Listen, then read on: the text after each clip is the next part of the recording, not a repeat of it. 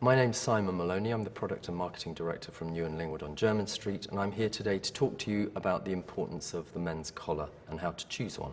I think the best dressed gentleman should always pay attention to their collar, and it's something that can easily be underestimated.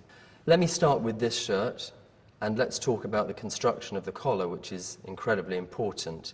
A traditional shirt collar should be loose-lined. That means that the fabric shouldn't be fused with glue, which will then delaminate and blister, whereas a loose-line collar will always look pristine.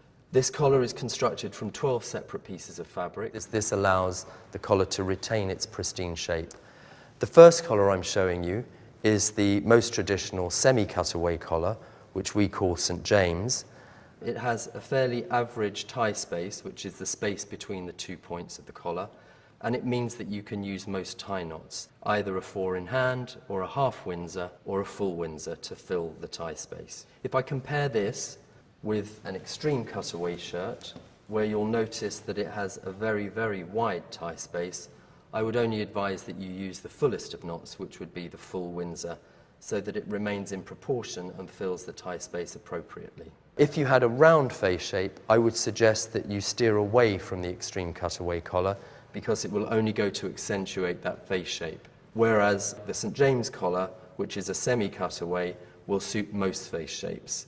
And I think they're the most important points to consider when choosing a gentleman's shirt and collar.